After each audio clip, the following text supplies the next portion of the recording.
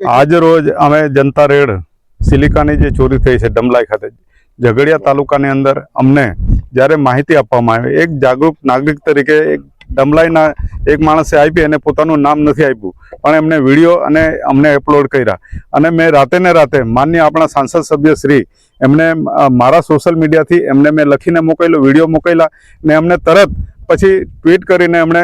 અધિકારીઓને જાણ કરી, છતાં બી આજ દિન સુધી અધિકારીઓ આ સ્થળ પર આવ્યા નથી. અમે ફરી પાછું લખવું પડ્યું, કલેક્ટરશ્રીને અમારો પત્ર લખવો પડ્યો કે અધિકારી પ્રાંત અધિકારીને અમે જાણ કરી, છતાં એમણે અમારો સોશિયલ મીડિયાનો જે અમે સોશિયલ કરેલું એ પણ એને રિસીવ નથી કર્યું. અને ત્યાર પછી માપણી કરવા માટે અમે લખ્યું કે અમે અમારી સાથે માપણી અને બધું જ લઈને આવીશું, સોશિયલ મીડિયા લઈને આવીશું, મીડિયા સાથે લાવીશું અને માન્ય સાંસદ સભ્યશ્રીએ કીધું કે આપણે જઈશું, કેમ કે અગાઉ અમારા સરપંચ સાથે કંઈ અમારી કોઈ દુશ્મની નથી, અમારે કોઈ લેવા દેવા નથી, પણ એ પંચાયતમાં જે નુકસાન થાય છે એના માટે અમે જાગૃત કરવા માટે આ પ્રજાને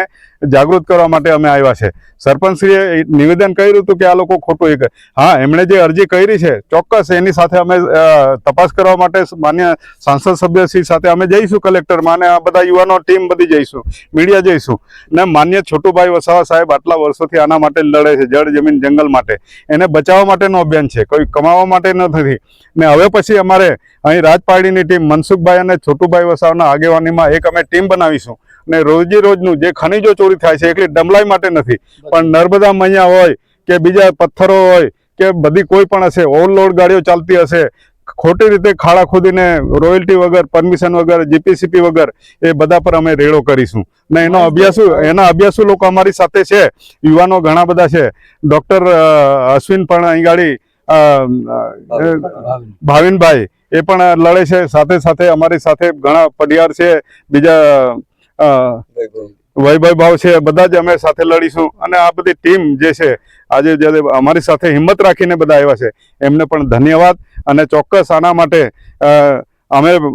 ચોક્કસ રેડો પાડીને આને બંધ કરવાની કોશિશ કરીશું. ગેરકાયદેસર કોઈનો અમે કાયદેસર રોકવા પણ નથી માંગતા, એને રોજગારી પણ છીનવવા નથી માંગતા, પણ કાયદેસર થવું જોઈએ ને બને ત્યાં સુધી સ્થાનિક લોકોને આનો ફાયદો થાય, સ્થાનિક ટ્રકોવાળાને ફાયદો થાય, સ્થાનિક લોકો પંચાયત, હું તો કેમ આવી ખાણો પંચાયતને અંદર બનાવી અને મંજૂરી મેળવીને પંચાયત પોતે કમાઈને ગામના લોકોનો વિકાસ થાય એવી અમે ઈચ્છા રાખીએ છીએ. તો